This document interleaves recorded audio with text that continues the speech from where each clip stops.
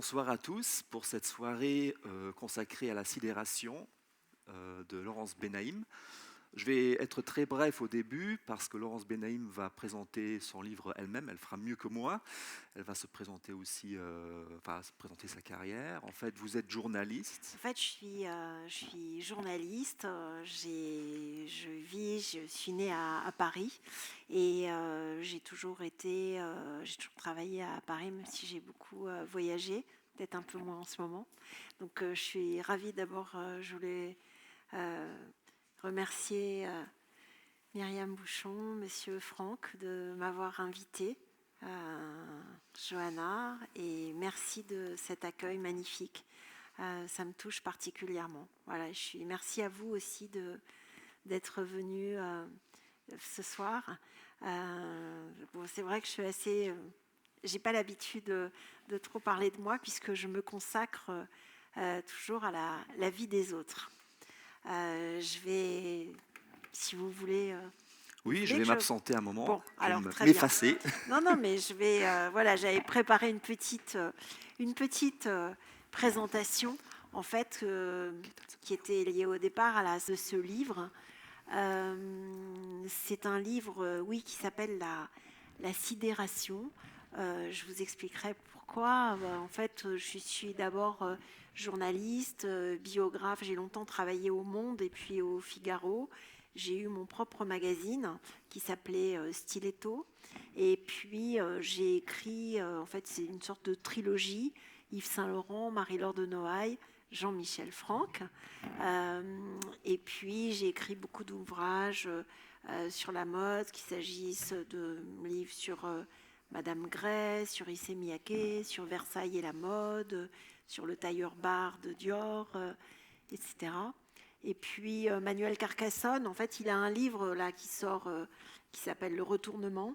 Et c'est lui qui m'a dit un jour, c'était mon premier éditeur, c'est lui qui m'a dit, qui m'avait publié chez Grasset au sujet d'Yves Saint-Laurent, et qui m'a dit, bah voilà, écris maintenant quelque chose sur toi, dans la fameuse collection bleue de stock. Et donc je m'y suis collée finalement, alors que je commençais à documenter toute l'histoire de mes parents.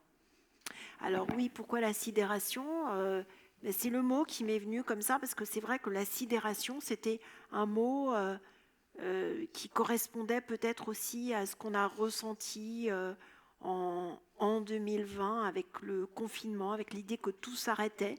Mais c'était l'idée de choc aussi. C'est quelque chose qui vous fige, qui vous pétrifie d'une certaine manière. Et c'est aussi ce que j'ai vécu.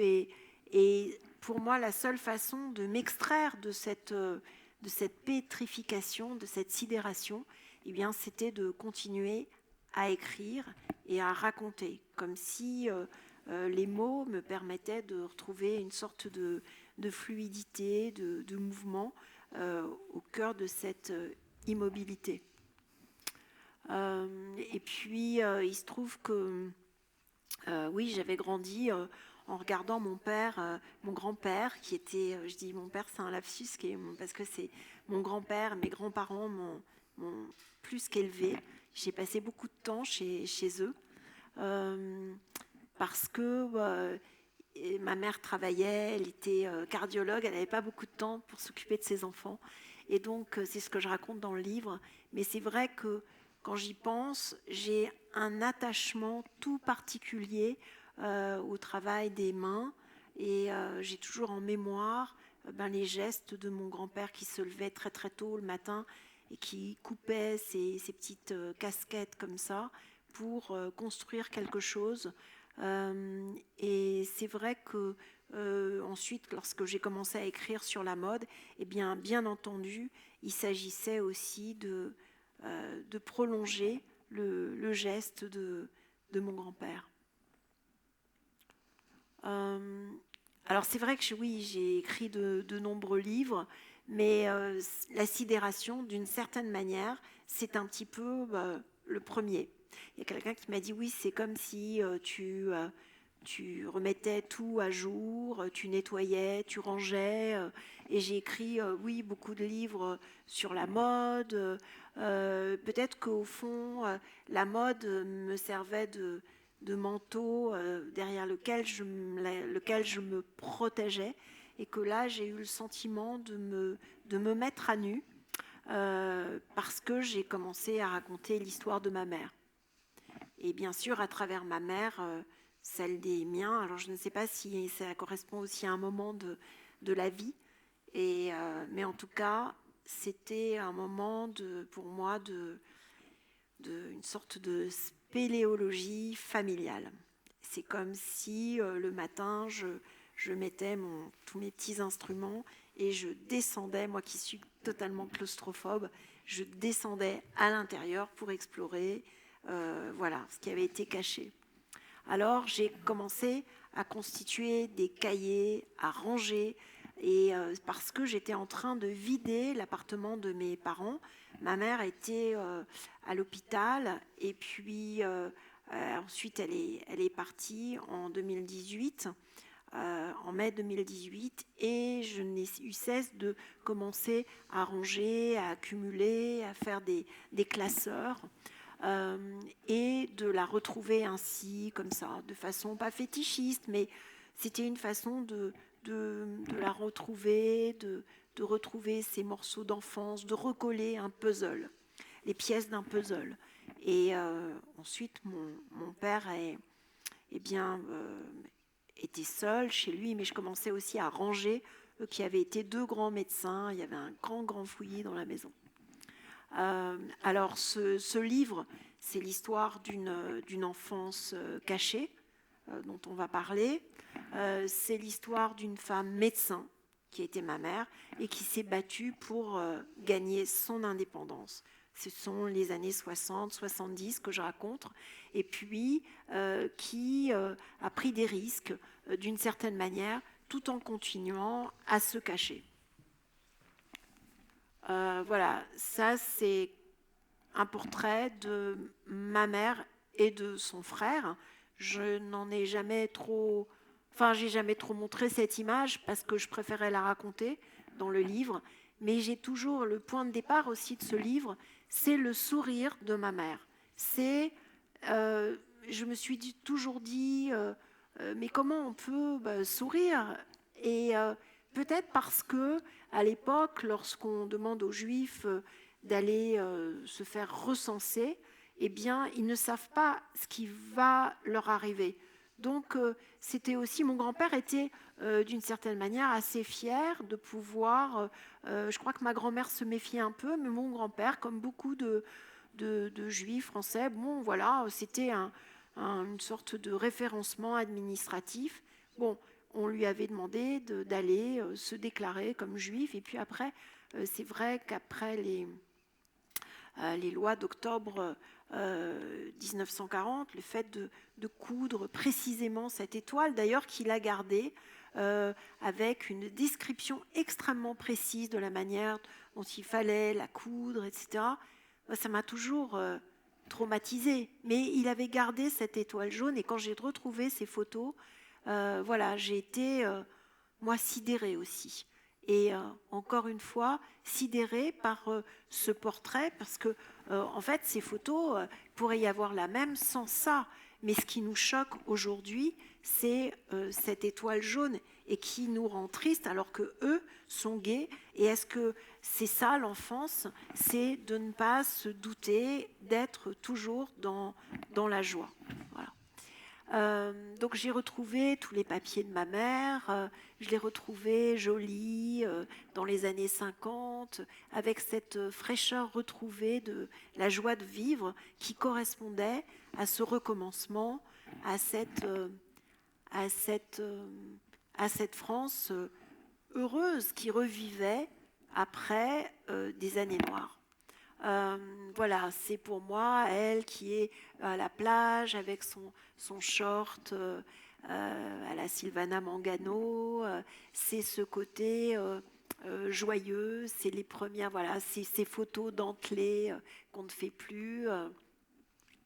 Et au fond, j'ai commencé en écrivant à enquêter, et c'est de devenir un peu le profiler de ma propre famille, et d'enquêter sur l'Algérie française, sur la Shoah, sur ce demi-frère maudit qu'avait eu ma mère, et qui a été aussi le souffre-douleur de ma grand-mère, et puis tout ce que l'oubli cherche à dissimuler et que l'écriture révèle. Voilà, et j'ai retrouvé, en rangeant l'appartement de mes parents, j'ai retrouvé des petits bouts comme ça de lettres, comme si c'était des petits cailloux du petit Pousset qui avaient été semés pour que je les retrouve. Mais en même temps, je me dis, mais pourquoi elle les a gardés si ma mère qui était un petit peu distraite, et pourquoi elle a gardé tous ces documents? Et en fait, ça, c'était des lettres un peu de menaces qu'elle recevait de son frère qui était si jaloux d'elle. Et au fond, c'est ce qui m'est arrivé ensuite à moi, puisque j'ai eu un frère, et c'est finalement dans les familles, peut-être on reproduit toujours les mêmes choses. Et ce frère était, alors que c'est mon frère et pas mon demi-frère, il était, j'ai toujours été, voilà, il était jaloux de nous, il avait du mal à vivre, et voilà, il est toujours là, mais maintenant j'ai d'autres sentiments pour lui, mais je sais que sa vie a été difficile, et qu'est-ce qu'il a vécu pour que aujourd'hui il soit si peu à l'aise dans la vie et sous curatelle, etc.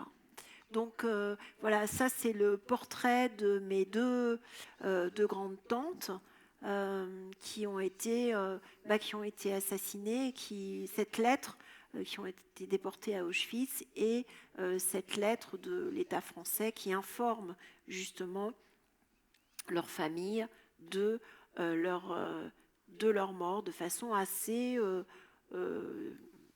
brève et comme ça, assez informative. Et je me suis dit que aussi c'était peut-être les mêmes fonctionnaires qui étaient collabos pendant la guerre et qui ensuite rédigeaient ce genre de courrier. Et voilà, et ça c'est mes parents. Alors mes parents médecins qui s'habillent comme ça avec des costumes de location 18e lors d'un bal de l'école de médecine.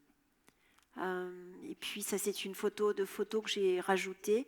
C'est mon père et moi et enfants, et puis finalement on reproduit toujours un peu les mêmes choses, même si voilà, ça c'est en 2021 et depuis mon père est parti, mais voilà, c'est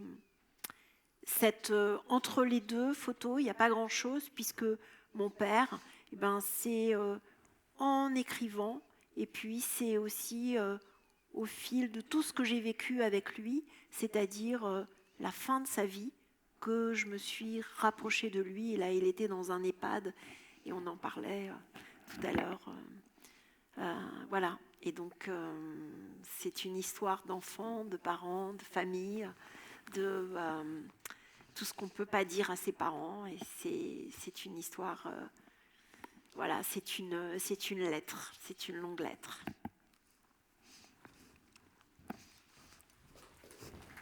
Non, mais et merci à vous. Donc là, vous avez un peu délimité le cadre dans lequel nous allons... c'est un cadre... Voilà. Essayer d'explorer. Le livre, en fait, quand est-ce que vous avez eu formé le projet d'écrire ce livre? Est-ce que la mort de votre mère en 2018 a été une sorte de déclencheur pour vous? Non, parce que je continuais, en fait, je documentais tout ce qui lui arrivait, et ça me permettait, j'avais le sentiment d'être un peu comme une voyeuse, mais en écrivant, ça me permettait aussi de résister. Mais d'une certaine manière, écrire vous permet d'avoir tous les sens en éveil. C'est-à-dire que finalement, pour vivre tout ça, c'est assez douloureux, mais finalement, le fait de l'écrire vous enlève encore une peau, mais vous ressentez encore davantage les choses, mais vous savez que c'est pour faire quelque chose, c'est pour écrire. Donc on se met en état d'invisibilité, mais sensible, pour documenter. Donc voilà, je continuais à écrire, et je me dis, mais... Et pour moi, c'est un rendez-vous quotidien. Mais, et puis, Manuel Carcassonne, mon éditeur, m'a dit, bah, pourquoi tu n'écris pas? Et c'est vrai que j'ai toujours, en tant que journaliste, travaillé avec des deadlines. C'est extrêmement difficile pour moi d'écrire si je n'ai pas, enfin, d'écrire un livre si je n'ai pas de commande. Je pense que c'est la même chose. Voilà, À la radio, oui. à la radio. C'est-à-dire que j'ai besoin de commandes. Je suis assez scolaire et on me dit c'est 10 000 signes. Là, j'étais avec ma rédactrice en chef. Tu vois, ton texte, c'est bien, mais il faut que tu enlèves 2000 signes. C'est comme ça. Et donc, j'ai travaillé, en fait, je pense que c'était au cours de l'année. J'ai commencé en juillet 2019. Et puis, je lui ai rendu à la fin de l'été. Il y a eu une première version, il l'a lu, il m'a demandé de retravailler. J'ai eu un premier... Après, il l'a fait lire à un jeune éditeur, ça m'a beaucoup touchée.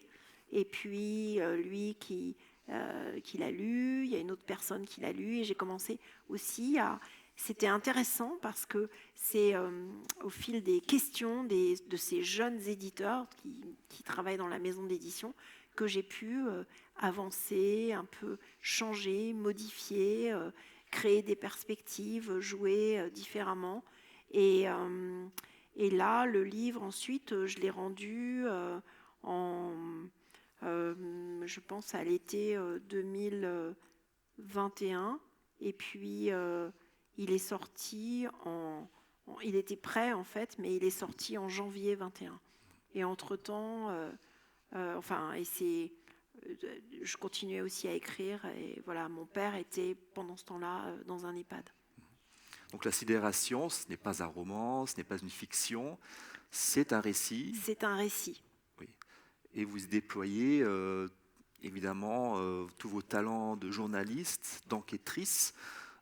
Vous avez déjà parlé un peu de vos sources, les photos, les lettres, des documents administratifs.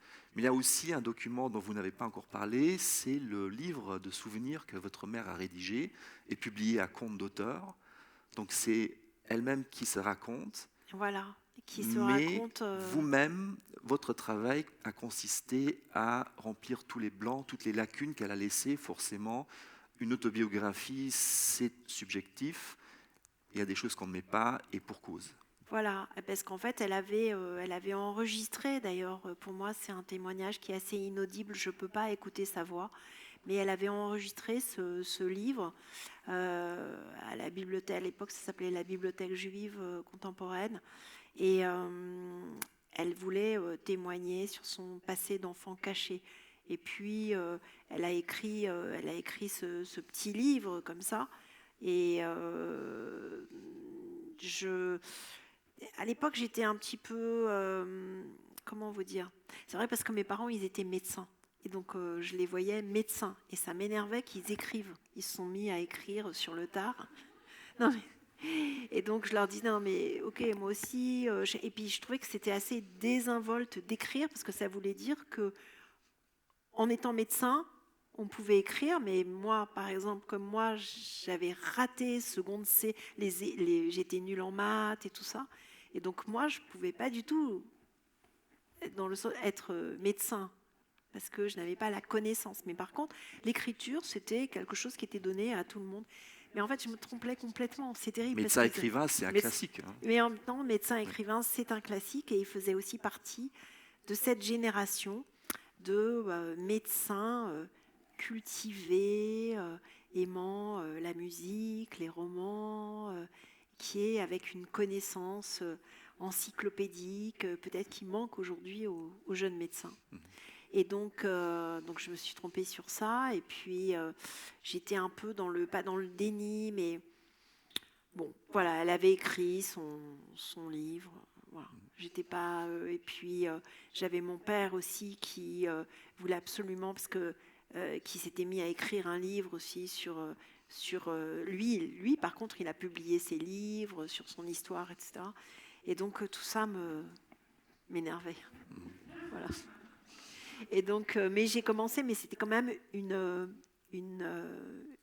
patte, en tout cas, c'était quand même une matrice qui m'a permis de construire mon livre. Donc vous disiez que c'était votre premier livre à proprement parler littéraire. Vous avez publié de nombreux ouvrages consacrés à la mode, votre domaine de prédilection. Mais on retrouve ici, dans ce récit-ci, votre patte de journaliste spécialiste dans la mode. Vous décrivez souvent les vêtements, les accessoires. Est-ce que... Évidemment, c'est un, si vous voulez, pour moi, d'écrire sur la mode a toujours été un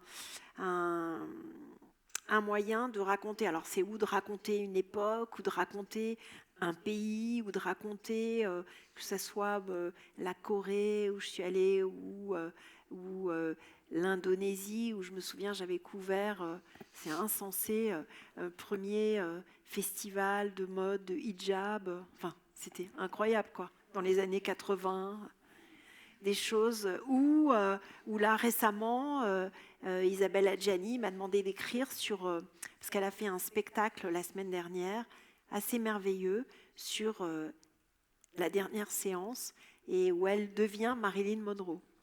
Et donc, j'ai écrit sur la robe de cette dernière séance qu'a refaite pour elle la maison Dior. Et donc, je suis allée dans les ateliers Dior, j'ai cherché, j'ai documenté toute l'histoire de cette robe. Et j'adore faire ça. J'adore, à travers la robe, à travers ce qui peut sembler le plus futile, eh bien, raconter une histoire. Donc, c'est un petit peu comme si je tirais le fil. Et vous ne faites pas ça que par des formations professionnelles, mais non, c'est aussi c'est une façon un propos. C'est un propos, c'est une façon, c'est un terrain c'est un terrain d'observation. Oui.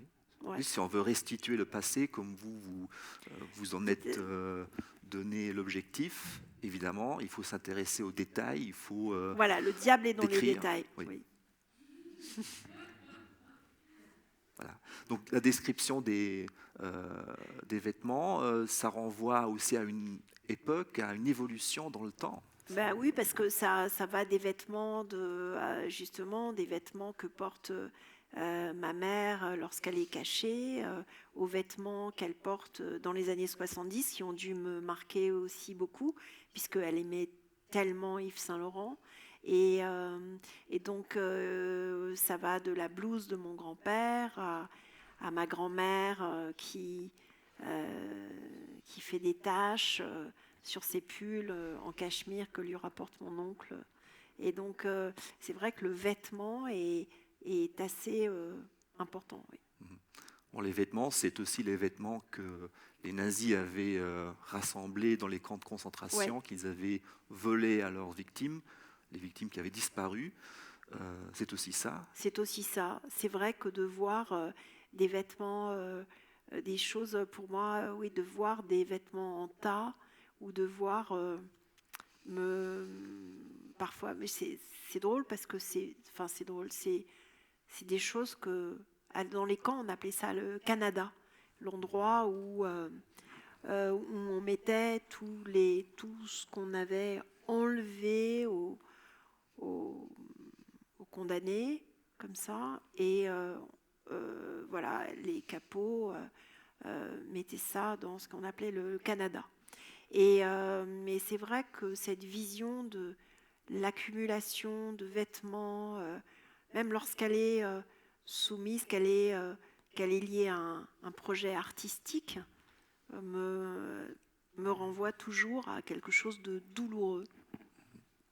La transmission, évidemment, de cette mémoire-là, là, on est vraiment dans un témoignage de troisième génération, d'une génération qui n'a plus vécu la guerre, n'a pas vécu la Shoah, mais qui a quand même vécu les conséquences de cet événement. C'est fou parce que vous voyez, pas plus tard, il y a 2 jours, je voyais mon médecin et qui me dit je traîne avec moi ce boulet. Et en fait, voilà, on est cette génération, alors c'est 3e génération, mais on traîne avec soi ces c'est ce silence qui est parfois plus assourdissant que tout, ces fantômes d'odeurs, ces absents. Pourquoi c'est une façon de les accueillir en les rendant aussi envahissants à travers leur absence. Donc c'est aussi de se retourner, de se dire mais pourquoi moi, mes grands-parents, ils ont perdu non pas un membre de leur famille, mais toute leur famille. Pourquoi je voyais ma grand-mère pleurer lorsqu'elle parlait de ses sœurs? Pourquoi voilà, il y a tant d'absents autour de vous? Et pourquoi, en grandissant, ces absents se rapprochent et deviennent de plus en plus présents en vous?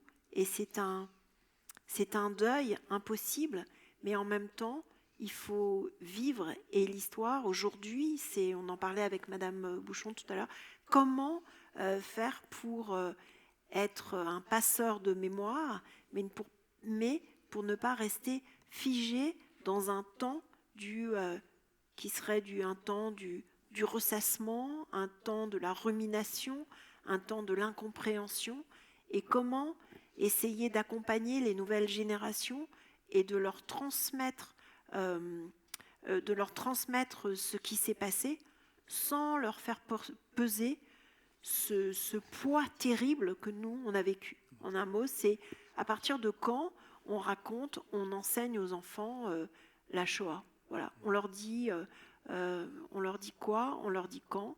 Et est-ce qu'il faut les protéger? Non, je ne crois pas. Est-ce qu'il faut leur raconter des choses qui leur vont les traumatiser? Je ne sais pas. En tout cas, nous, on a grandi en étant les enfants de ces silences, parce que, comme on disait tout à l'heure, on n'en parlait pas. On ne parlait pas. Moi, mes grands-parents, alors il y avait beaucoup de gens autour d'eux qui changeaient leur nom, vous savez, avec les gens qui revenaient des camps, qui n'arrivaient plus à s'adapter à la vie et qui étaient comme des espèces de parias aussi. Et donc, on n'en parlait pas. Et aujourd'hui, on est face à une génération de gens comme nous qui, au contraire, sont là dans la volonté de comprendre, pas de comprendre, mais de questionner, d'interroger ce passé, la volonté de le documenter. Et pourtant, on s'aperçoit que plus on le documente, plus, comme on le disait tout à l'heure, il y a de gens qui visitent Auschwitz, eh bien, plus il y a en même temps d'attentats antisémites et de haine. Donc voilà, c'est toutes ces questions aussi que je me pose. D'ailleurs, vous assignez à chaque génération une mission spécifique. Tout au long du récit, vous vous adressez à votre mère, donc c'est écrit sous forme de lettres. Et là, vous écrivez « Ta génération s'est battue pour exister, celle de tes parents pour survivre. Désormais, nous avons moins peur de mourir que d'être oubliés. » Ouais. Ça résume un peu ce que vous avez dit là. C'est qu'on est... la difficulté, c'est justement de se dire que vivre, c'est de ne pas oublier, quoi. C'est vivre, c'est essayer de profiter de la vie avec un appétit de vie que peut-être nos parents n'ont pas connu, mais comment concilier cet appétit de vie, cette envie hédoniste que nous avons de célébrer la vie par toutes ses pores, sans être égoïstement amnésique. Est-ce que vous diriez que vous faites partie de la première génération qui a vraiment pris la mesure de tout ce qui s'est passé? Parce que vous dites aussi à un moment donné que vos parents avaient écarté certaines choses. En fait, est-ce que vous avez vraiment réussi maintenant à combler ce vide? Je ne sais pas, mais je sais qu'il y a un survivant de la Shoah qui a été interviewé récemment par Guillaume Lerner, et je ne sais plus son nom, là j'ai un trou, mais il disait que la Shoah, c'est comme une montagne, et plus on s'en éloigne, et plus on la voit. Et donc cette la connaissance, on n'a jamais eu une telle connaissance de tout ce qui s'est passé. C'est vrai que vous tapez 2 noms sur Internet et vous retrouvez votre généalogie. C'est vrai que mes grands-parents, ils n'avaient pas accès à tout ça. Et donc, ils étaient aussi, c'est pas qu'ils étaient dans le déni, mais ils voulaient, alors d'une part, il y avait cette volonté de vivre, se dire qu'ils allaient pouvoir revivre. Et de l'autre côté, il y avait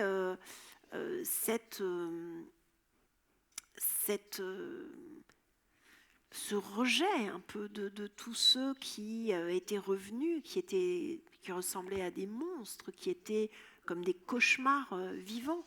Ces gens qui pesaient, ces hommes, ces entrepreneurs, ces écrivains, ces artistes, ceux qui revenaient, comme ça, cet accueil à l'hôtel Lutetia, et tout d'un coup, de voir des espèces de cadavres ambulants dans leur pyjama rayé.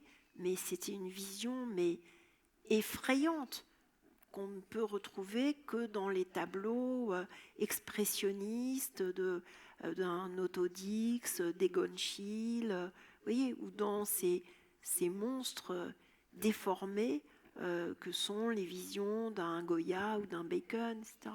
Donc il y avait une frayeur à pouvoir accepter l'indicible. Et puis, c'était aussi l'époque de De Gaulle, de la réunification, et sans doute la volonté de vouloir, comme je l'ai dit, d'éviter une guerre civile entre les Français. Et pourtant, votre famille était une famille de miraculés, si on peut dire. Évidemment, il y a eu les 2 tantes de votre mère qui ne sont pas revenues, mais vos grands-parents, vos grands-parents. Mes grands-parents, ils sont des miraculés parce qu'ils ont continué. Ce que je trouve incroyable, c'est qu'ils ont continué à vivre dans le 10e arrondissement, dans un quartier où il y avait beaucoup de rafles. Ils n'ont pas été raflés, c'était des Juifs français. Ils avaient été nationalisés. J'ai retrouvé tous les dossiers qui les concernaient, avec toutes les annotations. À un moment, ils ont été soupçonnés de ne pas... ils auraient pu, parce qu'il y a eu beaucoup de dénationalisation pendant Vichy, et miraculés parce que leur voisin, qui était au fond des Justes, qui fabriquait des fleurs artificielles, c'était un immeuble où il y avait beaucoup d'artisans, avait un ami qui était commissaire de police, qui s'appelait Monsieur Lang. Et là encore, je suis allée retrouver des documents le concernant dans les archives de la police.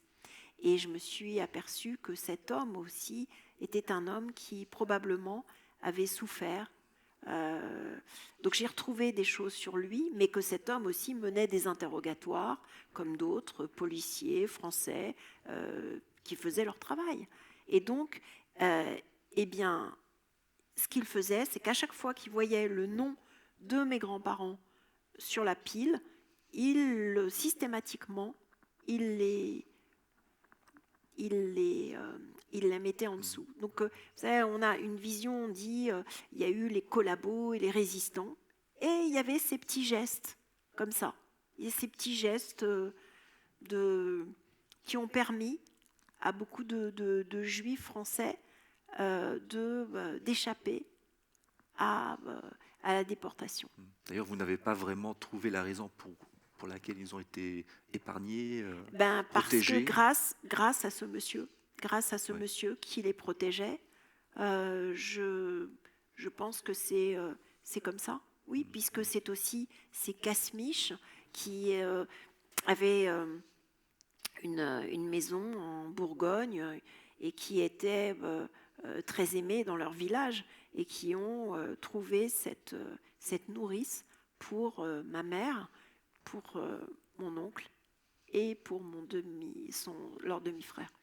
Et c'est ainsi que ma mère et ses deux frères ont été cachés par cette femme qui était par ailleurs très méchante, surtout avec ma mère.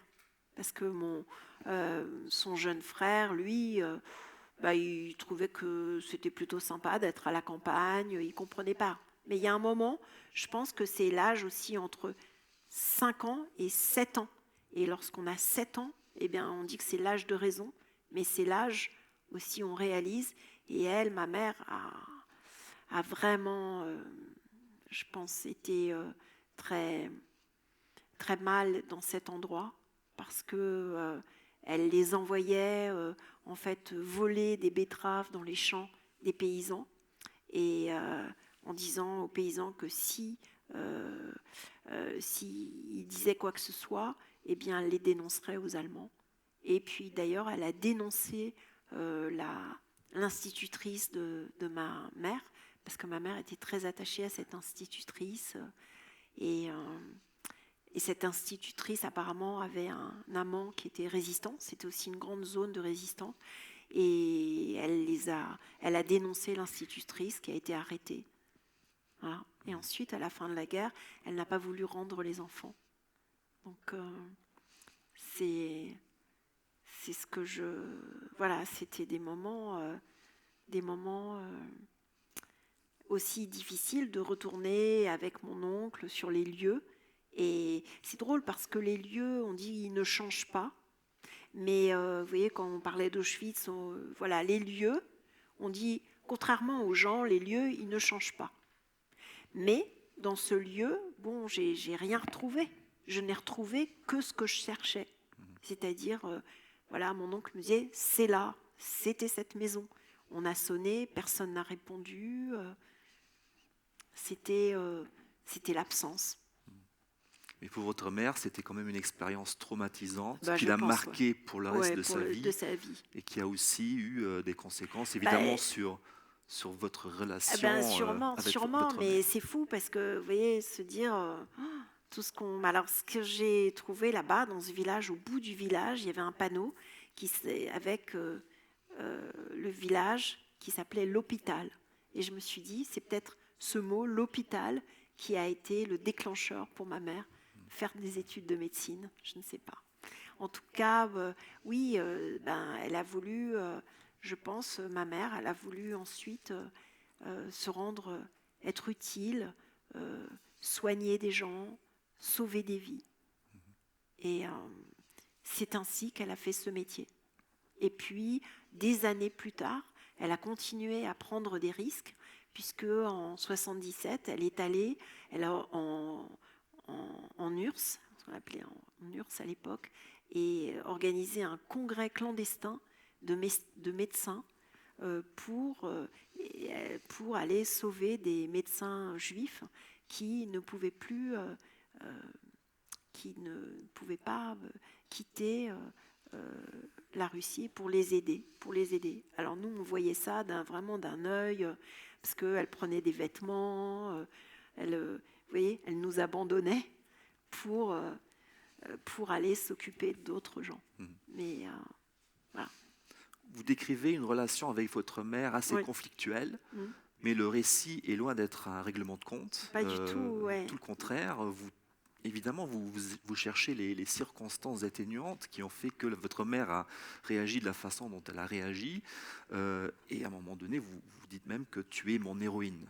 Ouais, donc vous admirez votre mère rétrospectivement, vous ne lui en voulez pas? Non, parce que je l'admire et puis parce qu'elle m'a toujours... elle m'a appris combien il est important d'être indépendante et elle m'a permis de... Justement, j'ai vécu dans l'atelier de mon grand-père où j'étais jeune journaliste. Elle m'a laissé cet appartement qu'elle aurait pu vendre et où j'ai travaillé. Elle voulait toujours que j'écrive. Et voilà. Et alors que j'avais toujours le sentiment que mon père, lui, c'était pas très important. pour lui, alors que pour elle, c'était important qu'une femme puisse travailler. Elle était fière de ça, elle voulait. Ouais. Au départ, elle ne vous destinait absolument pas au métier de journaliste. Ben non, parce que quand on a des enfants, quand on est médecin, on veut que ses enfants soient médecins aussi. Mais bon, après, voilà, elle a vu que... Bon. Mais là, vous deviez devenir secrétaire. Vous décrivez que très jeune, vous vous inscrivez dans une école de secrétariat. Ça a été pour moi une chose horrible. C'est-à-dire qu'elle m'inscrit parce que je voulais écrire. Et ce qu'elle fait, elle me dit, mais comme ça, tu auras un métier. C'est qu'elle m'inscrit dans une école de secrétaire. Et donc là, c'est horrible. Parce que je fais des tâches, et puis on me dit que je ne suis pas soigneuse. Et pour moi, ça a été horrible. Et ensuite, un jour, elle m'a envoyée elle a vu que ça, ce cadre un peu formel et tout, c'était pas du tout pour moi. Donc elle s'est dit que j'étais un peu bohème aussi. Donc elle voulait tout faire bien, mais si tout était de travers, quoi. Donc elle m'a envoyée dans une résidence d'écrivains à la campagne. Mais c'était un cauchemar aussi, avec que des vieux écrivains ratés. Et je me dis, mais qu'est-ce que je fais là? Où je me suis quasiment enfuie. Et non, mais Et donc j'ai l'impression qu'elle faisait tout de travers, quoi, en gros. Ou alors, quand elle m'envoyait dans une sorte de centre aéré juif, et elle nous met dans notre sac à dos des sandwichs au jambon. Donc tout était de travers, c'était tout comme ça. Voilà. Et c'était comme ça avec mes parents. Oui. On vous l'avait reproché surtout aussi ses absences. Votre mère était cardiologue, c'était une femme qui a beaucoup travaillé. Et elle n'était pas là pour vous et pour votre frère. Alors, est-ce qu'avec le temps, on se rend compte de ça? Est-ce que ma fille dira la même chose de moi? Et parce que moi, je travaille, mais j'ai l'impression d'être quand même tout pour elle. Je suis son assistante, en fait, de ma fille. Je suis son personnel assistante, voilà, de ma fille. Donc c'est une façon de continuer le lien. Donc elle me fait la liste de tout ce dont elle a besoin. Elle m'envoie lui acheter des lingettes, alors qu'elle peut y aller, mais je fais ça par amour pour elle, en me disant qu'elle continuera à m'aimer. Et elle a 20 ans, mais je l'aime. Et donc, tout ce qu'elle me demande, je le fais. Et donc, après, quand ma mère, oui, elle n'était pas là, mais en même temps, bon, si elle avait été là, tout ça, les mères qui sont tout le temps là aussi, je vois la famille du côté de la famille de mon mari, leur mère, elle était tout le temps là, quoi. Mais après, ça crée je sais pas, ils venaient tout le temps déjeuner à la maison, du coup, ils détestent les restaurants. Vous voyez, c'est terrible aussi, quoi. Et la mère, elle est un peu, et c'est pas qu'ils la respectent plus non plus. La mère, elle est un peu, c'est comme une journée particulière, vous savez, avec Sophia Loren, où la mère, elle est tout le temps là, on la voit plus. Parfois. Elle fait partie des meubles. C'est terrible. Donc, je sais pas. Je sais pas quelle est la bonne... En tout cas, dans les années 60, 70, une femme cardiologue, ça ne courait pas les rues. Non. Et donc, vous décrivez une femme libre, voilà. Une femme courageuse, mais qui en même temps se sentait bridée. C'est-à-dire qu'elle était bridée, c'est-à-dire que, vous voyez, aujourd'hui, notre génération, on est à la fois mère, grand-mère, travailleuse, télétravailleuse, on doit être tout. Alors qu'à l'époque, dans les années 60, si une femme travaillait, si elle avait des enfants, eh bien, ça faisait partie de sa vie, mais c'était un peu parallèle. C'est-à-dire que s'abandonner à la maternité, alors que nous, parfois, on la surjoue parce qu'on est assez démonstratrice avec nos enfants, on les aime d'amour, on leur envoie des cœurs et tout ça. Dans les années 60, on était plutôt, parce que justement comme eux, ils avaient été un peu surcouvés par leurs parents a posteriori, et donc eh bien, les mères, elles devaient d'abord être des femmes et montrer qu'elles se battaient, plutôt que être des mères, parce que être des mères, ça voulait dire renoncer à leur carrière, à leur histoire. Donc c'était un moment pas évident, parce que c'est vrai que les femmes, elles n'ont eu le droit de vote en France qu'en 1945, qu'elles n'ont pu porter des pantalons dans les entreprises qu'après 68, que l'avortement, c'était en 75. C'était, bon, voilà, que c'était pas facile, quoi, tous les jours. D'ailleurs, pour la question de l'avortement, votre mère était en première ligne. Elle était confrontée à ces médecins qui freinaient cette évolution-là. En fait, c'était mon père qui s'est retrouvé aussi face à ça, parce qu'il s'est aperçu que tous ces gens qui étaient contre l'avortement, qui dénonçaient l'avortement, qui faisaient souvent partie de ces mouvements d'extrême droite, qui étaient liés à la collaboration 15 ans plus tôt.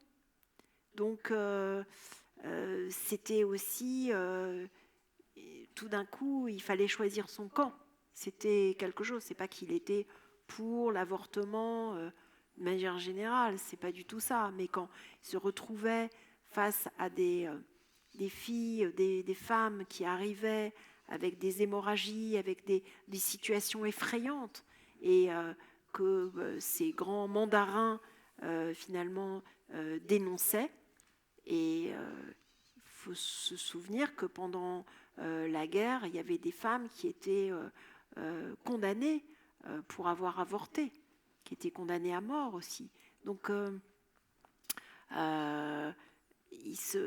forcément, mes parents étaient du côté plutôt de la tolérance, du mouvement, d'une certaine forme de générosité, plutôt que, voilà, il se retrouvait, moi mon père s'est retrouvé face à des grands patrons qui étaient, dont l'un était le médecin de l'ambassade d'Allemagne à Paris pendant la guerre. Donc tout ça a été quand même un peu difficile, et qu'il ne lui a pas accordé son diplôme la première fois parce qu'il était juif.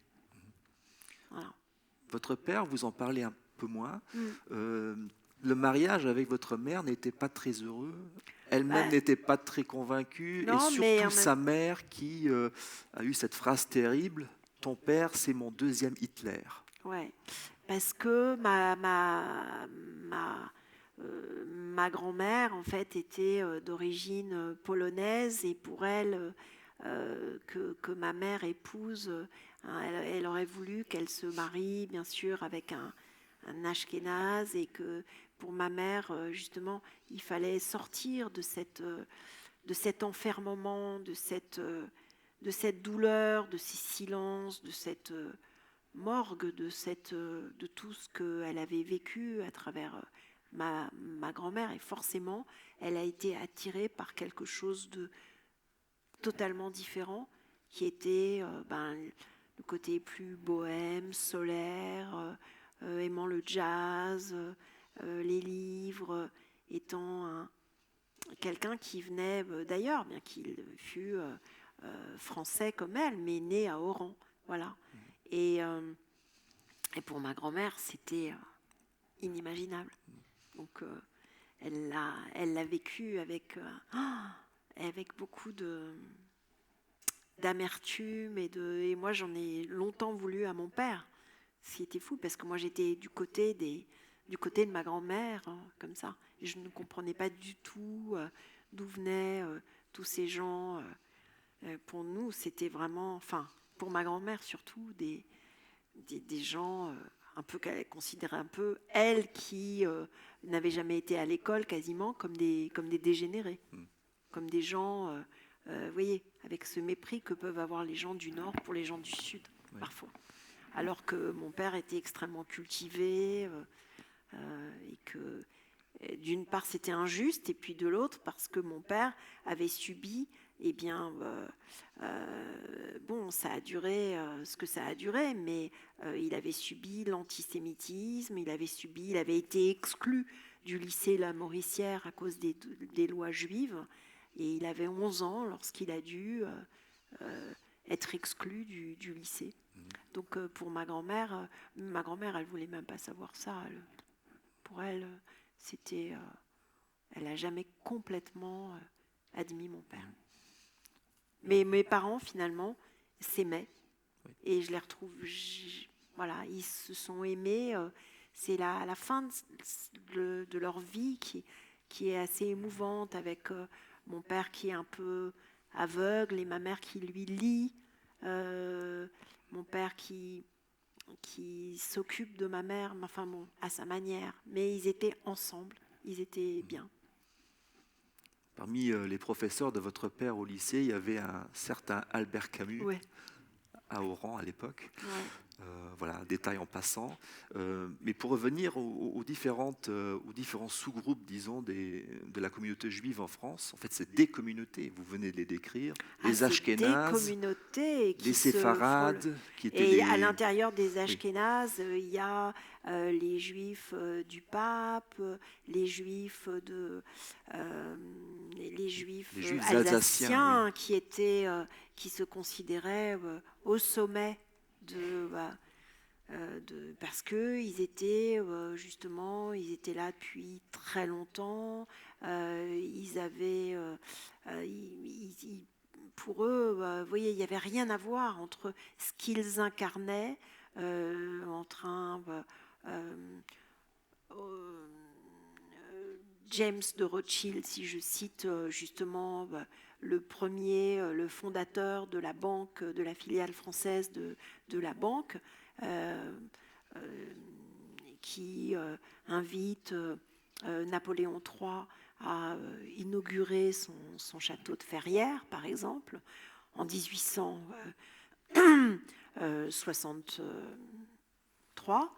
Et puis, ces juifs du shtetl qui arrivent avec leur grand chapeau de velours, leurs manteaux, qui sont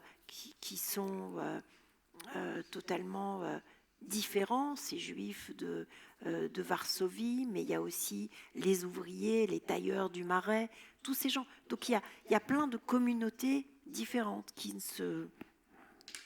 à l'intérieur même il y a les juifs russes, les juifs, merci beaucoup, les juifs italiens, les juifs. Donc il y a plein de. Et puis il y a les séfarades, et là encore, chez les séfarades, il y a plein de. Les juifs d'Afrique du Nord. Les juifs d'Afrique du Nord. Et donc, chez les juifs d'Afrique du Nord, vous avez les juifs du Maroc, les juifs de Tunisie, qui était un protectorat, et les juifs d'Algérie, qui sont eux des gens qui arrivent en France en 61 et qui se trouvent, qui comprennent pas ce qui leur arrive non plus. Donc ils sont.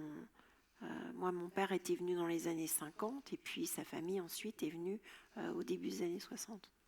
Donc ce sont différents groupes qui se différencient de par leur culture, leur mode de vie, mais aussi leur vécu, parce que ceux qui étaient victimes pendant la guerre, les victimes de la Shoah, c'était beaucoup des Ashkénazes. Des Ashkénazes, mais il y a eu des camps, Bedeau, en Algérie, il y a eu des camps, mais du côté des Ashkénazes, et moi j'ai grandi dans ça, le monopole de la souffrance est ashkénaze par rapport aux séfarades. J'avais l'impression que mes cousins, pendant la guerre, ils étaient à la plage. Voilà.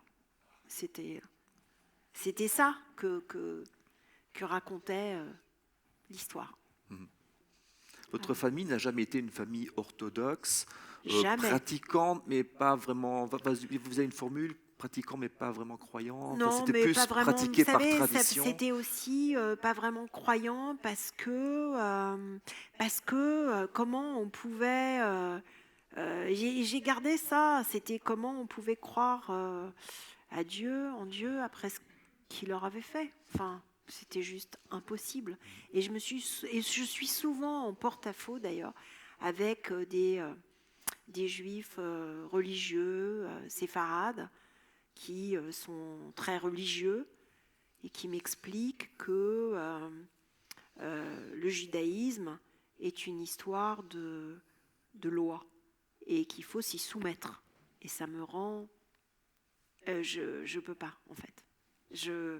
Pour moi, le judaïsme est une histoire de valeurs que je partage et qui sont tellement en moi que je n'ai pas besoin de me référer à un rituel, à, à des croyances, à des contraintes. Voilà. Mais après, je reconnais que comment je le partage, ça veut dire que je le partage avec beaucoup de personnes peut-être qui ne sont pas juives, bizarrement, et peut-être avec de moins en moins de juifs. Parce que ceux qui portent l'identité juive aujourd'hui, qui veulent absolument, enfin, qui sont là pour la défendre de façon identitaire, eh bien, je ne me reconnais pas en eux. Je ne me reconnais pas dans, euh, dans, dans cette... dans ce rapport orthodoxe avec la religion. Mais c'est vrai que du coup, je me reconnais dans des personnalités comme Delphine Orviller, qui a écrit ce livre qui s'appelle Vivre avec les morts et qui s'est occupée de mes parents parce que c'est elle qui a fait le kidouche, la cérémonie, les rabbins. Et c'est elle qui a fait cette cérémonie pour mon père et pour ma mère. Et pour moi, elle m'est apparue comme un être de lumière, comme une sorte de lumière au milieu de toute cette douleur.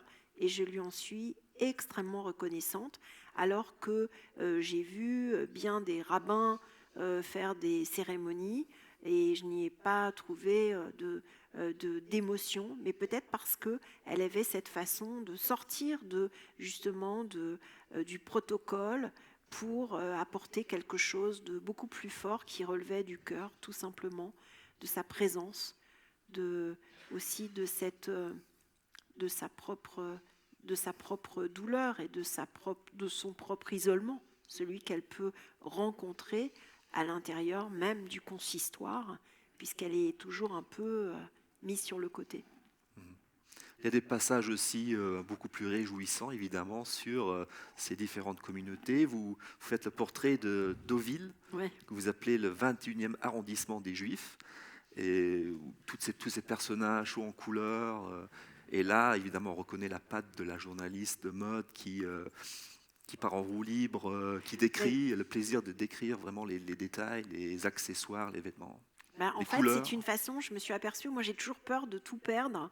Et donc, je me suis aperçue que quand je ferme les yeux, enfin, même si pour écrire, il faut avoir les yeux ouverts, mais pour se souvenir en même temps, il faut avoir aussi les yeux fermés et plonger à l'intérieur de son histoire ou des histoires. Et finalement, moi qui ai toujours besoin de tellement de documentation, j'ai besoin de toujours trop, eh bien... en fixant comme ça, en étant à l'intérieur de la mémoire, eh bien, j'ai retrouvé tous les personnages qui m'avaient frappé pendant mon enfance. Par exemple, les schmatologues. Ouais. C'est quoi les schmatologues? Les schmatologues, c'était les gens qui faisaient des vêtements. C'est vrai que c'est des gens qui étaient dans la confection, dans le prêt-à-porter. Et aujourd'hui, c'est des gens qui, bien sûr, ne sont plus là, mais il y en a encore, et qui font des tailleurs, qui font des robes, qui font, même si tout a beaucoup changé, parce que dans le quartier du Sentier, il y a beaucoup d'ateliers chinois, ça n'a plus rien à voir. Et c'était ces schmatologues Oui. qui organisaient des fêtes à Deauville, des rencontres. qui avaient leur club de bridge, qui étaient là sur les planches ou au bar du Soleil ou au Syros et qui refaisaient le monde et qui se plaignaient de leurs enfants qui ne les appelaient pas assez. Donc c'était ça votre enfance, vous avez Oui. baigné là-dedans, dans cette Oui. ambiance. Ambiance entre ça et l'autre grand-mère. Il y a un autre personnage que vous décrivez, c'est Janine, et qui est aussi en partie responsable de la vocation que vous avez eue, la mode. Bon, vous avez parlé évidemment de votre grand-père du côté maternel, qui était chapelier, et qui a peut-être vous a mis la puce à l'oreille. Mais là, Janine, vous dites qu'elle vous a enseigné pour toujours la différence entre le beau, l'unique et l'ordinaire. Ouais. Oui. Parce que c'était une femme de goût. C'est-à-dire qu'elle avait à la fois un œil absolu, c'était une amie de ma mère, et elle avait une grande rigueur dans son goût, mais en même temps, elle avait dans son œil, mais en même temps, elle était ouverte à la fantaisie, à l'exubérance.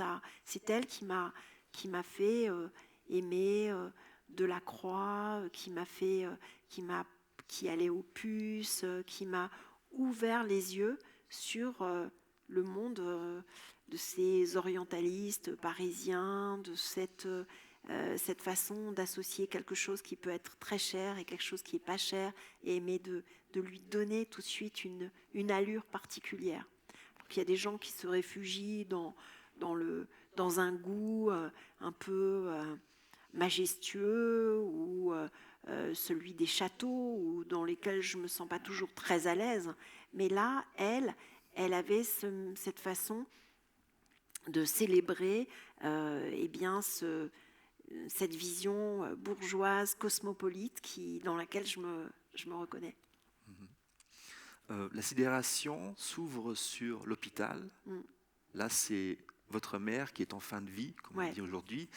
Et la fin du livre, c'est la fin de vie de votre père. Disons que la vieillesse, les maisons de retraite, les EHPAD, les conditions de vie scandaleuses dans les EHPAD, c'est un sujet dont on parle beaucoup en ce moment. Il y a un livre d'enquête qui a été publié par Victor Castanet, Les Fossoyeurs.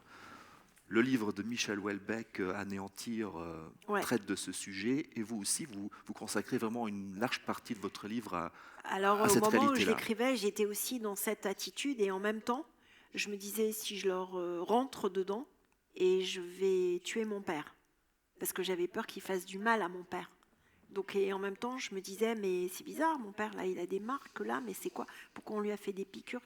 Et vous voyez, je devenais un peu paranoïaque de tout d'un coup, il lui perd un dentier, il doit manger uniquement des choses liquides. C'est dur pour quelqu'un et puis sa fenêtre n'est pas réparée, et puis on est gentil avec le personnel, mais tout d'un coup on est là, je force un peu, je suis trop gentille parce que je les déteste. Et donc quand on vit, c'est un moment difficile. Mais si j'avais pu, j'aurais pu aussi tout casser à l'intérieur. D'ailleurs, comme lui l'a fait, à l'intérieur d'un premier EHPAD, où j'avais le sentiment que il allait être renvoyé de l'EHPAD comme un petit enfant, vous savez, qui est pré-délinquant. Alors que là, mon père, il était post-délinquant. Mais on disait c'est de la démence sénile. Alors j'ai eu tout, le psychiatre spécialisé dans la sénilité du 4e âge, qui m'envoie sa facture. Je ne sais pas comment dire. C'est un monde, mais vraiment terrible. À partir du moment où vous franchissez la porte d'un EHPAD, vous êtes dans un autre monde. Et en même temps, moi, je ne voulais pas absolument, je voulais me rassurer, me dire que c'était la meilleure solution pour mon père. Ce qui est intéressant dans votre livre, c'est que vous ne vous focalisez pas seulement sur l'histoire de votre famille, la relation avec votre mère, vos parents, mais vous faites, à travers cette histoire-là, vous racontez l'histoire sociale de la France. Bah, peut-être, je ne sais pas, mais je sais que voilà, en l'occurrence sur les EHPAD, c'est vrai que je voulais d'abord protéger mon père et que, bien sûr, c'est une façon de chroniquer l'état de la France aujourd'hui. Et là, c'est vraiment votre instinct journalistique Ben, français. c'est une façon de pas être que dans l'enfermement aussi familial. C'était une façon aussi de montrer que à travers ma famille, à travers tout voilà, de me remettre dans la position peut-être d'écrivain, de journaliste, de documenter toujours et toujours, et de pas être juste dans un rapport thérapeutique avec ma famille. Voilà, peut-être. Oui. Vous évoquez d'ailleurs aussi le regain de l'antisémitisme en France. Bon, évidemment, vous décrivez tout ce qui s'est passé pendant la guerre et après, mais aujourd'hui, vous pointez le doigt aussi sur la haine Oui, contre les Juifs qui se mais développe je de n'en fais nouveau. pas. Voilà, pour moi, ça fait partie. Voilà, ça fait partie de. Je n'en. C'est pas le sujet de mon livre. Peut-être que oui, je l'évoque à travers l'affaire Halimi ou Mireille Knoll, etc. Mais c'est pas je n'ai jamais, je n'ai jamais, vous savez, fait partie des gens qui s'étendent en disant oh, l'antisémitisme en France, il revient, mais il l'a jamais quitté. Donc, c'est pas. Oui, En France, il y a, c'est. oui, en France, il y a un nombre significatif de Juifs qui ont décidé de partir en Israël, Oui, d'émigrer. Bon, vous écrivez à un moment donné que Israël nous a renforcés dans notre certitude que nous n'y serions que des touristes. ouais. Donc vous n'avez jamais, votre famille n'a jamais considéré qu'Israël était un... Mon frère y habite, mais moi non. Enfin, voilà quoi. Et puis c'est pas un sujet. Voilà. Je propose qu'on donne la parole au public. Et merci à vous.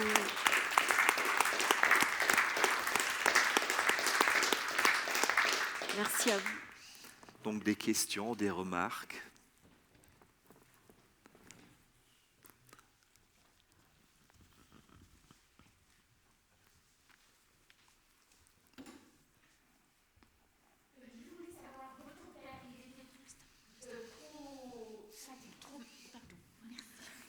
Bonsoir, bonsoir. Merci beaucoup pour cette belle conférence, madame. Merci beaucoup. Je voulais savoir, votre père, il était trop fatigué, trop malade pour avoir lu votre livre, ou alors il n'était pas encore paru quand il est mort, Il pouvait plus lire de toute façon. De toute façon. Et donc j'avais commencé à lui lire un peu, mais vous lui avez parlé du projet. Ouais, je lui disais voilà, il faut que tu sois là, parce que là, je suis en train d'écrire un livre. Alors, mais il oubliait tout ça, et donc alors lui, il avait commencé, il voulait écrire un livre sur ma mère et sur tout ce qu'elle faisait, ce qu'elle avait fait, mais il répétait les choses, et je lui disais non, mais il faut que tu voilà, c'était très important de lui continuer à lui lire des choses. Et d'ailleurs, voilà, il est parti alors que j'étais en train de lui lire les premières pages d'une vie de Maupassant, qu'il aimait beaucoup. Oui, parce que c'était aussi une source de documentation, bien sûr, votre père. Bien sûr. Ouais, il était mon père. En première ligne, quoi, je veux dire. Sûr. Oui. Et deuxième... Oui, je vous en prie. Deuxième question, je voulais savoir, est-ce que, donc, quand vous avez écrit votre livre, votre mère était décédée. Oui. Et est-ce qu'on écrit pareil, quoi? Est-ce que vous auriez écrit pareil si votre mère aurait été vivante et donc susceptible de lire vos lignes Parce que des fois, on se censure un peu. C'est ça, regardez. Parce qu'on sait que... elle va le lire, donc on peut pas... Je sais que, en fait, ma mère, elle avait une maladie rare qui s'appelait la myasthénie, et qui est une maladie terrible qui la prive de ses d'une maladie neurologique. Et en fait, j'avais écrit un livre, d'ailleurs, qui s'appelle Le plus bel âge. Et j'avais commencé à... Parce qu'en fait, j'avais perdu une amie très jeune. Et je m'étais interrogée sur le fait que pourquoi j'avais perdu cette amie très jeune alors qu'il y avait des gens qui étaient très, très âgés, mais qui avaient une jeunesse extraordinaire. Et j'avais confronté la jeunesse de ces personnalités dont j'ai fait le portrait. Et d'ailleurs, ce livre, c'est comme si j'arrachais les pages d'un calendrier quand j'y pense, parce que dans ce livre, il y avait Hubert de Givenchy, René de Obaldia, qui est mort. Et je suis allée voir des gens qui avaient plus de 90 ans, et qui étaient, ou plus de 80 ans à l'époque, je sais plus, et qui avaient une force incroyable. Et j'ai un petit peu parlé de ma mère dans ce livre. Et donc ma mère l'a lu, mais elle n'avait pas tellement aimé. Donc voilà, c'est ça. Oui, c'est bizarre d'être, ce sentiment d'être que lorsqu'on écrit, et je pense à beaucoup de gens qui ont écrit sur leur famille et qui se sont fâchés avec leur famille. Oui, bien sûr. Celui qui a écrit Le Chagrin. Oui, parce que bon, c'est très... évidemment, c'est très sensible et c'est très... Ça peut être mal reçu, mal perçu. C'est ça. Oui, c'est le sujet qui nous touche le plus. C'est le sujet qui touche... Et c'est le plus profond de nous-mêmes, alors c'est... Voilà, oui. Merci beaucoup, madame. Merci beaucoup, madame.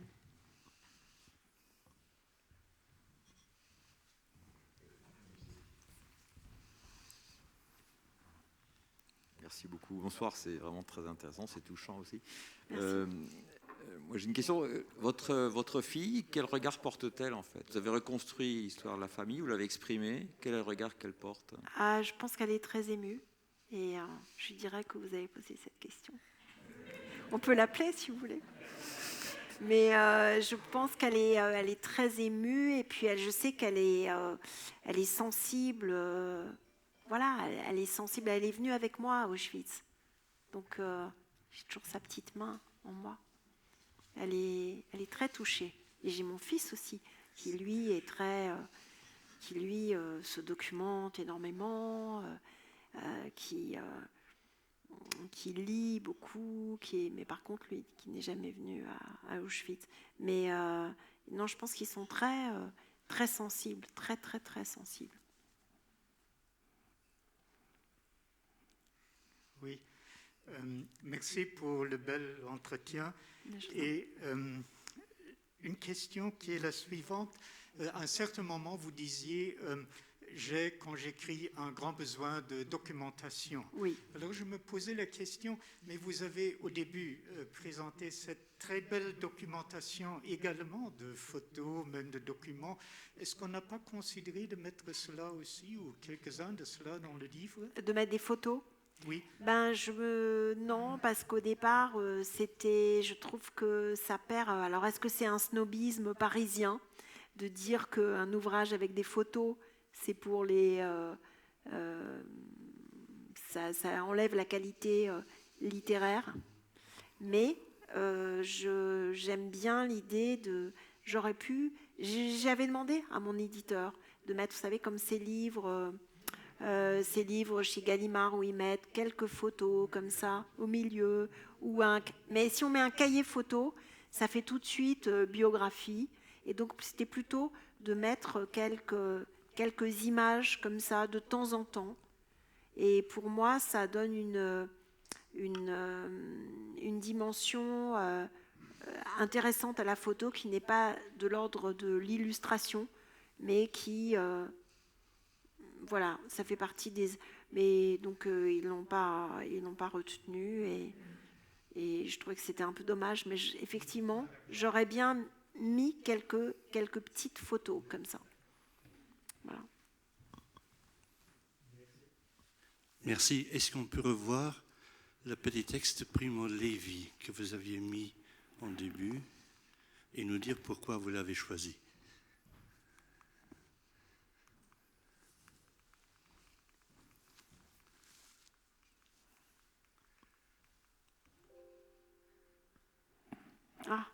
j'ai plus le... Ah si. Si, ça va revenir. En fait, pourquoi je l'ai choisi? Parce que je crois que Primo Levi, ça fait partie avec, comme Appenfeld, des Camus, des écrivains qui m'ont plus bouleversée. Et au fond, je pense que oui, nous enlèverons jusqu'à notre nom. Si nous voulons le conserver, nous devrons trouver la force pour que derrière ce nom, quelque chose de nous subsiste. C'est-à-dire que le nom, c'est l'honneur d'un homme, c'est, je pense, l'expression la plus aboutie en fait de l'homme, parce que un homme qui perd son nom, un homme qui devient un chiffre, un homme qui devient un matricule est réduit à l'état de bête. Et donc la seule issue, c'est de retrouver ce nom, et en retrouvant ce nom, on retrouvait la parole. Voilà. C'est pas de façon innocente que j'ai posé la question, parce que je me rappelle le dernier livre que Primo Levi avait écrit juste avant sa mort, I sommersi e i salvati, les naufragés et les rescapés. Et là, je fais le pont avec aujourd'hui, je crois que c'est ce qu'il voulait faire. Il dit, si on imagine que lorsque Mussolini et Hitler faisaient des discours incroyables, il y avait des milliers de gens qui applaudissaient à tue-tête, et ces gens-là, c'était des gens comme nous tous. Ouais. Et donc cette idée que s'il y a une raison de commémorer ce que vous venez de décrire, ce n'est pas simplement ce qui s'est passé, mais c'est aussi si on a des leçons à apprendre de ce qui s'est passé. Donc Bien les sûr. valeurs qui ont été vécues par tous ceux qui sont passés par là. Et ça, c'est à mon avis un des messages, non pas pour les jeunes, parce que nous essayons d'arrêter de dire qu'il faut, il faut informer les jeunes. Non, c'est plus vrai du tout.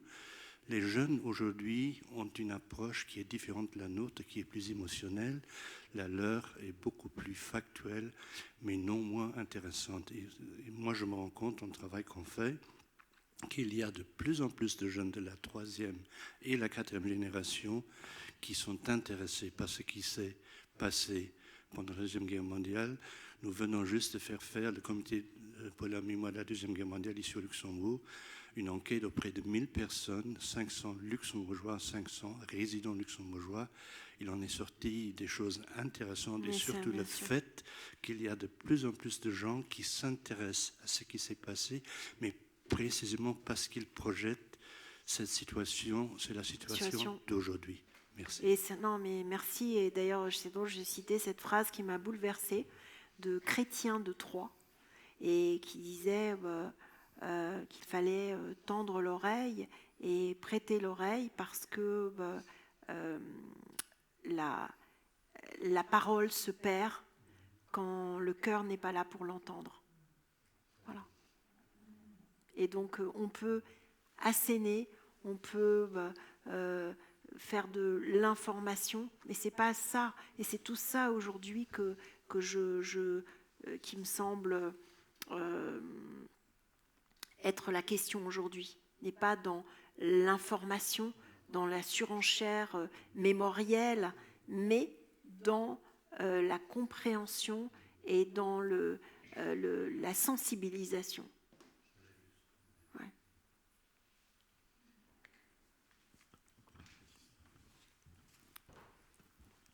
Madame, merci pour ce très très beau discours. Vous avez parlé des justes aujourd'hui. Vous avez dit qu'il y avait les Mitläufer et les collaborateurs, mais il y avait aussi les justes. Ce monsieur qui avait un magasin, je ne sais pas, de fleurs artificielles, ouais, qui cachait les listes. Est-ce qu'il a encore de la famille? Alors c'est drôle cette question qui revient, parce que c'est drôle, quand j'ai écrit mon livre, alors c'était pas lui qui cachait, c'était c'était l'ami, c'était Monsieur Lang, et on m'a posé cette question. Et c'est vrai que lorsque j'étais dans cette recherche tellement préoccupée par écrire ce livre, que je ne pouvais pas en même temps faire cette démarche administrative, mais que je vais m'en occuper. Mais c'est vrai que ces gens n'ont pas de descendants, parce que ces gens casse-miches, eh bien, ils ont tragiquement perdu leur fils unique pendant la guerre d'Algérie. Alors, ils avaient sauvé une famille juive, et puis des années plus tard, voilà, celui qui jouait avec leur fils, eh bien, il est mort pendant la guerre d'Algérie. Jeune appelé. Triste. Merci beaucoup. Merci.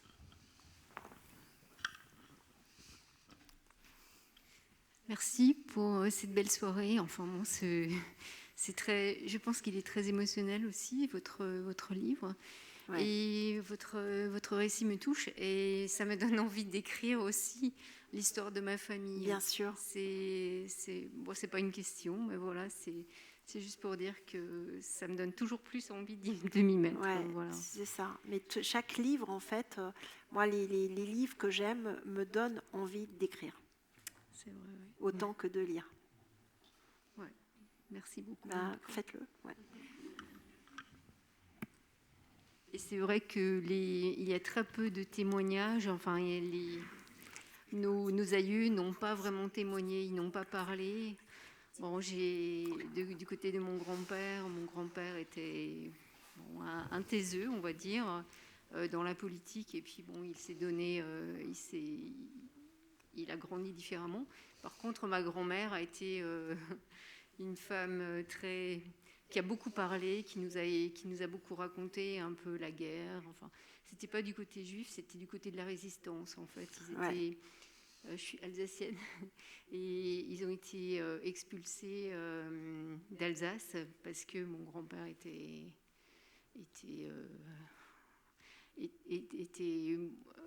anti-allemand, en fait, tout simplement.